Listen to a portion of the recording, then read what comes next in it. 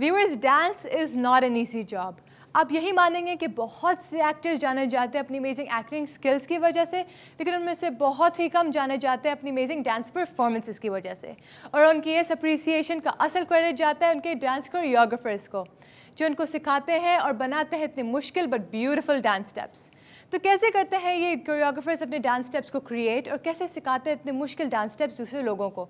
इन्हीं सवालों के जवाब देने के लिए हमने आज बुलाया है Wahab Shah, who is a dance choreographer, performer and a creative director, and he also owns his own company. So let's welcome him to our show. Hello Wahab, welcome to the show. कैसे हैं आप? Hello, I am good, thank you. आप कैसी हैं? मैं भी बिल्कुल ठीक हूँ। तो चलिए शुरू करते हैं। Wahab, what is dance for you? Dance is everything to me. I think मेरा ओढ़ना, बिछोना, उठना, खाना, पीना, सोना, सोचना, काम करना, it's everything. And what does your typical day look like? My typical day, when I'm generally at my studio in Karachi and in my house, I generally wake up early in the morning. We wake up at 8 o'clock, और 8 बजे से 8 से 9 तक I get ready, go to the studio 9 बजे। 9 से लेके 12 तक मेरी एक अर्ली मॉर्निंग सेशन होता है, which is advanced level of Kathak with my उस्ताद राजा जी। 2 घंटे वो प्रैक्टिस करते हैं। उसके बाद I do my admin work, so I run a dance company, a dance studio. Um, so all the admin work of what's happening, what's not happening, ji. and then उसके बाद फिर classes शुरू हो जाती हैं स्टूडियो में। So I drop into those classes, and in the evening I take another class, which is an advanced level class on Nirth. Um, that happens from 8 till 10, and then from 10 onwards I go back home and chill and sleep. Yeah. Sounds like your day is very interesting and very hectic as well. So for my next That's the question, who was your inspiration before entering in this field? My main inspiration was a dancer called Akram Khan. Okay. He's a UK-based choreographer and a dancer and a performer. उनको मैंने देखा था कोई 2002-2003 में। I've lived in Sydney, तो वहाँ पर opera house में उनकी एक परफॉर्मेंस थी, which was a production that they had created. तो वो लेकर आए हुए थे। I saw him dance, and he really inspired me to move in a different way. But I think the first inspiration as a performing artist was my father. He was a singer. He passed away 2 years ago. So I saw him perform. उनको मैं different shows पे, events पे, venues पे perform करते हुए देखता था, तो वो एक intrigue थी कि ये दुनिया क्या है, ये क्यों, लोगों को क्या मजा आता है इसके अंदर। But the physical is Akram Khan, and I think emotional and steering the right way is my father. और आपके ख्याल में फिटनेस कितना इम्पोर्टेंट रोल प्ले करता है अच्छी डांस परफॉर्मेंस में? It's all about fitness. Dancing has layers. You do it for joy, you do it for fun, आप उसको recreational के लिए भी कर सकते हैं, but at the same time it can become a lifestyle. Like for me, it's a lifestyle. बिल्कुल। As I mentioned earlier, तो उसमें fitness भी आ जाती है, because when we're constantly doing something, when we're in the public eye, because I'm a performer and a choreographer simultaneously. So it's it becomes really, it's really important to stay fit and show up on the job. In other words, obviously what you're portraying, if you're not physically fit, you won't be able to have that command on your work. बिल्कुल बिल्कुल, आप बिल्कुल सही कह रहे हैं। और इसी बात पे dance as a physical exercise बहुत ही हेल्थी है, तो क्या ये एक थेरेपी भी है? The love थेरेपी को सुन के लोगों को लगता है कि एक बंद कमरे में बैठ के एक बंदा बात कर रहा है और दूसरा बंदा सुन रहा है और हाँ कर रहा है और कह रहा है वाह वाह वाह, वो वाली थेरेपी और होती है। एक थेरेपी होती है because it's all about the soul. तो अगर आप जितना अपने सोल को नरिश करते हैं, and arts, any type of arts is all about your inner self. तो आपके अंदर की जो दुनिया है उसको जब आप एक्सप्लोर करते हैं तो बड़ा एक थेरेप्यूटिक टाइम है, बिकॉज आप थोड़ी देर के लिए जो कांस्टेंट वर्ल्ड की एक पैरेलल रियलिटी है उससे आप थोड़ा सा हट के अपने अंदर में जो है वो थोड़ा सा और एक्सकवेट करते हैं, उसको निकालते हैं। बिल्कुल। So that it becomes very, and obviously because it's an exercise, it's a physical उसके फिजिकल डायनामिक्स भी हैं, तो वो when you it's like when you work out or when you sweat, तो mental and physical, it's the collaboration of both. I agree with everything that you've said so far. And how can we express our feelings or tell a stories through dance? I think telling stories का जो एक aspect है वो हम सब जानते हैं कि मुंह से तो स्टोरी बताई जा सकती है, मगर फिर लिमिटेशन आ जाती है कि कौन आपकी ज़ुबान समझता है, कौन आपकी ज़ुबान नहीं समझता। जी। अंग्रेज़ी, उर्दू, हिंदी, मलयालम, जो भी आप ज़ुबान बोलते हैं, मेजॉरिटी लोग नहीं समझ पाते। तो डांस एक ऐसा आर्ट फॉर्म है कि उसकी जो कम्युनिकेशन के एवेन्यूज़ हैं वो बहुत बहुत ओपन है। It's like painting, you know, when you go and see a physical work of a painter, you know, you can actually dive into the moment. You can, you know, you can understand where this artist is coming from. And dance is the same thing. We're painting हवा में हम गिरे बांध रहे हैं basically. हवा में हम stories सुना रहे हैं. उस story को soul देने के लिए फिर जो dancer है, जो performer है, उसको बहुत सच्चा होना पड़ता है उन actions को लेके, उस narrative को build करने के लिए, उस सारी कम्युनिकेशन को ह्यूमनली एक्सेसिबल करने के लिए। So वहाब आप ये बताएं कि फिल्म एंड टीवी प्रोडक्शन में डांस कोरियोग्राफर की क्या जॉब होती है? फिल्म एक डिफरेंट मीडियम है, टेलीविजन एक डिफरेंट मीडियम है, थिएटर अलग है, वो अलग है। टेलीविजन में हमारे यहाँ अभी to be honest I think well there are various aspects on television. Dance को popular करने के लिए there had been dance reality shows where choreographers like myself and performers like myself perform, and there is a judging criteria, and it's purely designed to be a reality show. फिर उसके अलावा I've also had the opportunity of performing on Pakistan National PTV के ऊपर भी और बाकी channels के ऊपर परफॉर्म किया हुआ है मैंने, where there's a specific task given to us कि ये हमारा एक शो है, इसकी ये डिज़ाइनिंग है, इसकी ये कैटेगरी है, उस लिहाज से भी मैंने बहुत चीज़ें कोरियोग्राफ किए हुए, परफॉर्म किए हुए हैं। I've choreographed particularly for television as well, जिसमें कि किसी ड्रामा का कोई ओटी हो गया या कोई टेलीविजन की एक चैनल आईडी हो गई, उसको डिज़ाइन किया है, डायरेक्ट किया है मैंने। Film on the other hand is a medium where a choreographer is somewhat 100% in control of, if not 100%, to a very large degree, is supposed to be in control of the entire, outlook of what the song is going to be. और आपके like when you create a choreography for the dance performance, do you keep in mind the music or the abilities of the performer himself? इन दोनों सिनारियों में होता यह है कि जो music है, समटाइम्स जब मैं कोरियोग्राफ कर रहा होता हूँ तो म्यूजिकली जो है वो साउंड आपको कुछ आपसे कम्युनिकेट कर रही होती है, और उस कम्युनिकेशन को आपने डिलीवर करना है एक्शंस में। तो जब आप एक्शंस में आते हैं तो आप डिपेंड करता है आपके पास आर्टिस्ट कौन सा है, उसकी क्या लिमिटेशंस हैं एज अ परफॉर्मर। तो फिर हम उसके लिहाज से भी चीज़ें डिज़ाइन करते हैं। कभी कभी हमें अपनी चीज़ों को बहुत सिंप्लीफाई करना पड़ता है। As a matter of fact majority of the time बहुत सिंप्लीफाई करना पड़ता है, because as I said earlier there is एक फिजिकल इसका जो एस्पेक्ट है वो बहुत इम्पोर्टेंट है कि फिजिकली अगर मुझे कोई ट्रेंड डांसर मिलता है जिसने कि प्रॉपर कहीं से सीखा हो, पाकिस्तान से, बाहर से, या वैसे भी मूवमेंट में अच्छा हो, तो उसको ज़्यादा चैलेंजिंग कोरियोग्राफी कराने में मज़ा भी आता है, ख़ुद भी मज़ा आता है, अपना काम उस पर देखते हुए मज़ा आता है। फिर मेजॉरिटी जो हमारे हैं इंडस्ट्री में लोग, वो आप उनके इंटरव्यूज में उठा के देख लें तो everyone's has come into the industry by chance. They were just shopping one day and somebody told them to model, to act, or whatever. तो फिर वो उसी एटीट्यूड के साथ आते हैं कि फिर आप हमें उन्हीं की तरह का कुछ बनाना पड़ता। तो कोरियोग्राफी के पीछे थॉट प्रोसेस क्या होता है in terms of bringing out the best of a particular music or performer? दोनों की एक तरह से एक शादी होती है जिसमें कि म्यूजिक और परफॉर्मर दोनों को ही इक्वली आपने उतना ही टाइम देना है, उतना ही इम्पोर्टेंस देनी है।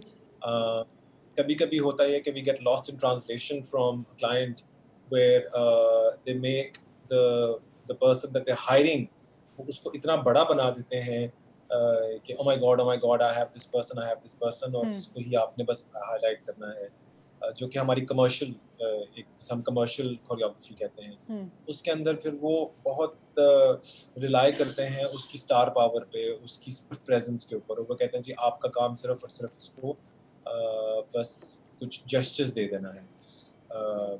और फिर मेजॉरिटी ऐसे होता है कि when it's dictated from us, then हम उसकी आर्टिस्ट्री को बहुत ज़्यादा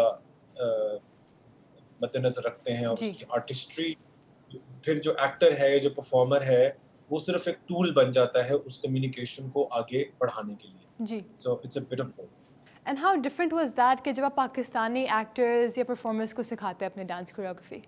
लोकल जो आर्टिस्ट हैं जितने भी मैंने काम किया है जिनके साथ, I think may be over the last 5 to 8 years, this entire thing of social media and being popular and having so many millions of followers and being in your what should we call it, being in your zone जी where you know that I sell already.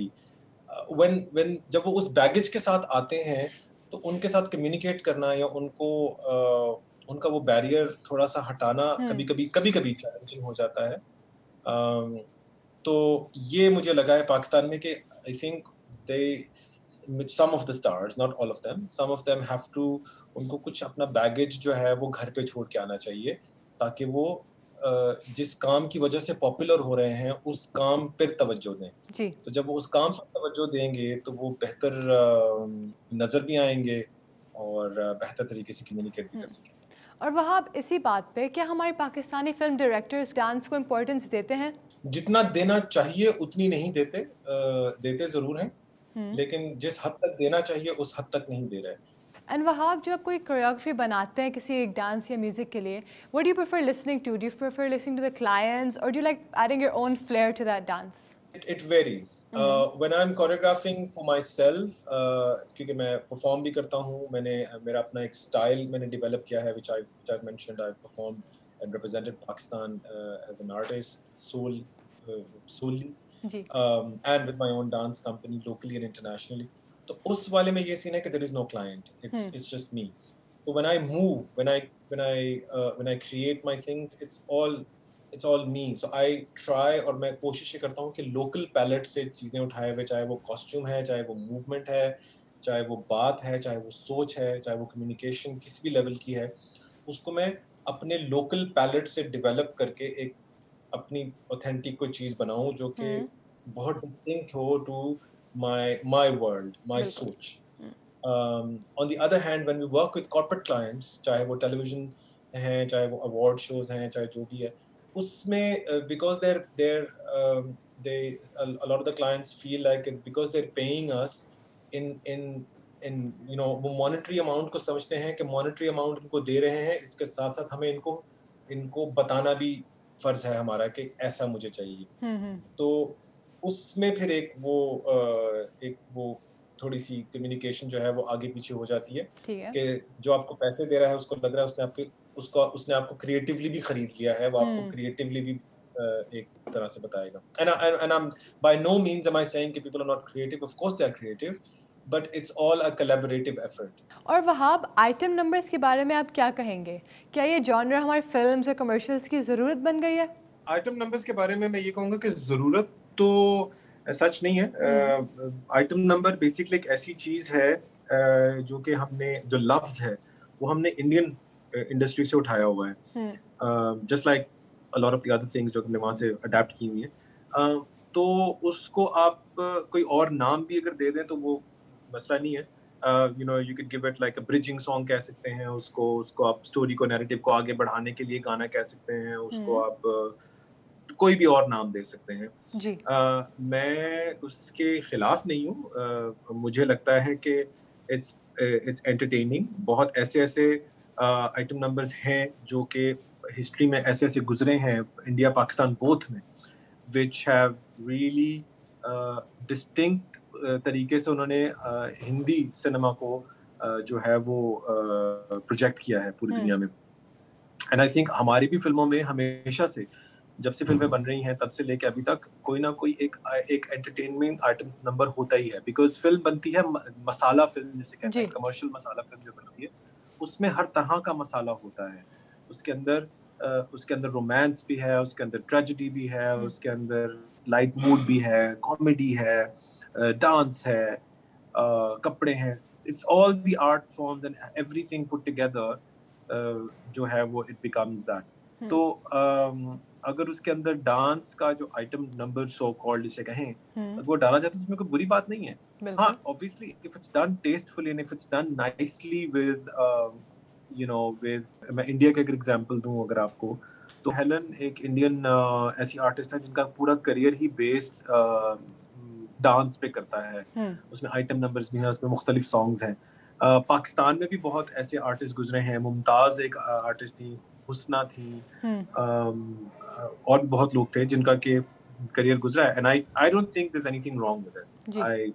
I've done it myself, I choreograph it myself, and given the opportunity I will continue to do it. और वहाँ आपके list में top 5 dance performers कौन है हमारी industry, entertainment industry से? Pakistani entertainment industry में जो टॉप 5 डांस परफॉर्मर्स हैं, लड़कियों में there is Mavish, Aamna, Suhay. These three are the ones that I've worked with and I've had the pleasure of choreographing with them, for them. तो ये तीनों लड़कियां जो हैं बहुत कंपैरेटिवली बहुत बेहतर है। So वहाँ क्या डांस एक इनबिल्ट टैलेंट होता है जो किसी में होता है या कोई सीख सकता है इसे?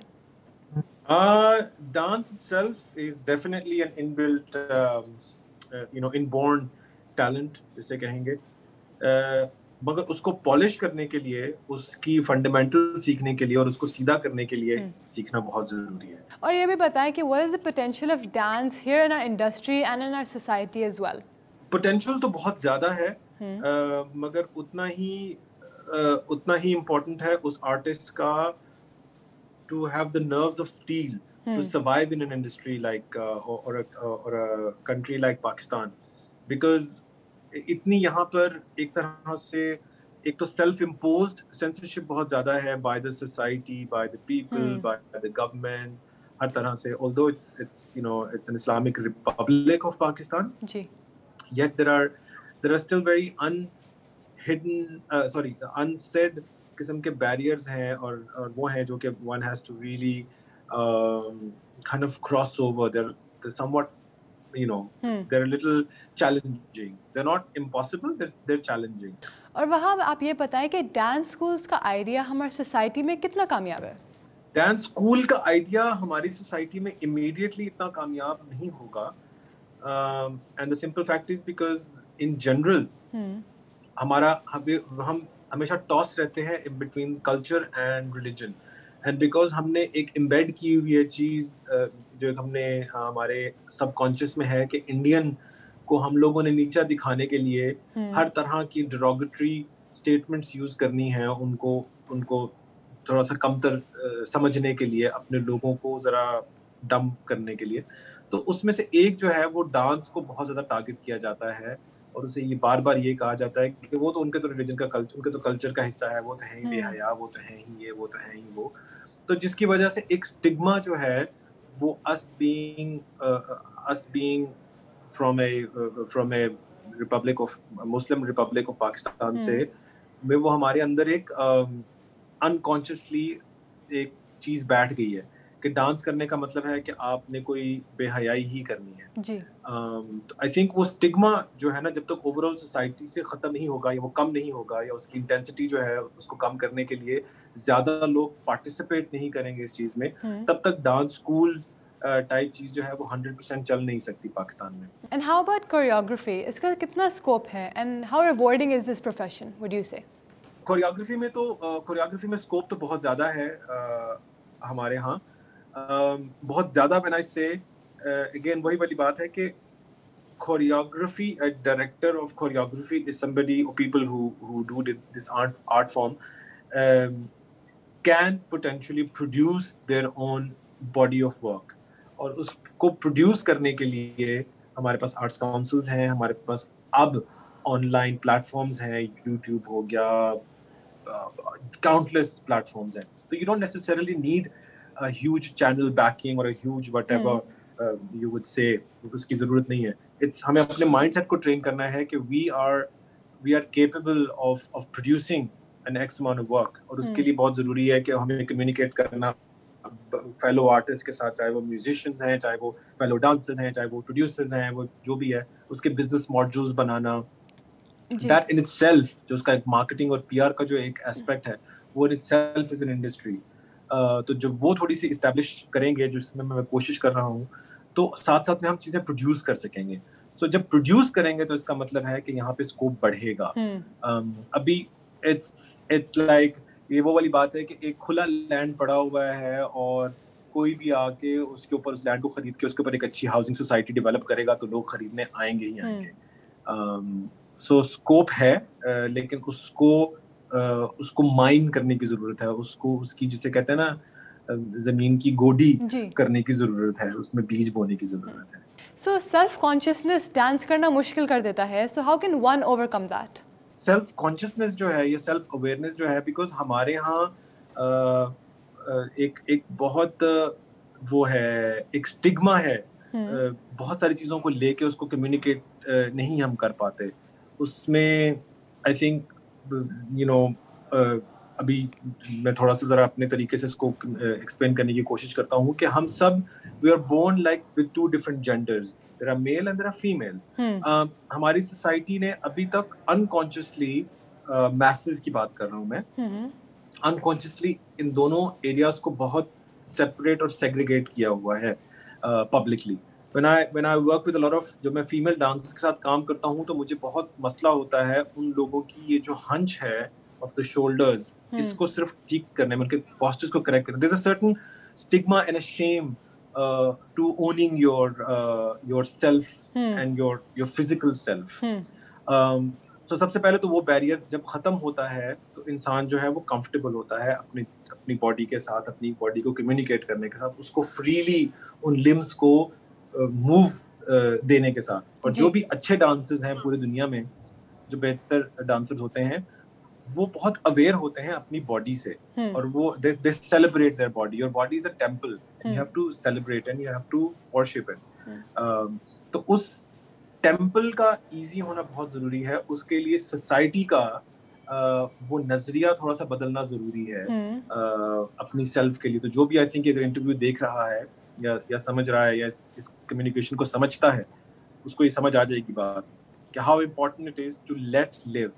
Once you start letting people live, they will be easy and their inhibitions will go away. और उसके अंदर obviously training, self training, to professional training, to going to an instructor and asking and doing yoga and opening yourself up is very important. बिल्कुल आप सही कह रहे हैं. और आप क्या टिप देना चाहेंगे आप उन लोगों को जो बिल्कुल ही डांस नहीं कर सकते? एक तो ये मैं कहूँगा कि डांस पूरी दुनिया में, पूरी कायनात डांस कर रही है. प्लैनेट्स आपस में जो है वो डांस कर रहे हैं, यूनिवर्स में डांस हो रहा है. पत्ते जब हवा चलती है लहराते हैं तो वो डांस करते हैं. परिंदे जब उड़ते हैं, कूच करते हैं, तो वो डांस कर रहे हैं. पानी जब फ्लो करता है तो वो डांस करता है. बिल्डिंग जब एक पॉइंट से दूसरे पॉइंट तक कंप्लीट होती है तो वो एक रक्स ही है. हम जब बच्चा छोटा होता है, पैदा होता है, तो हम उसे कहते हैं मेरा बच्चा ऐसे कर रहे होते हैं. तो चाहे वो जिस भी जगह से है, वो उसको रक्स एक कम्युनिकेशन का फंडामेंटल है, इंसान की एग्जिस्टेंस का एक फंडामेंटल है. और जितना भी आप उसको ढूंढेंगे उतना ही आपको हर जगह नजर आएगा. बिल्कुल. Well, thank you so much, Wahab, for this interview. It was lovely talking to you. आपने बहुत ही informative चीजें हमें बताई हैं. Pleasure is all mine. Thank you.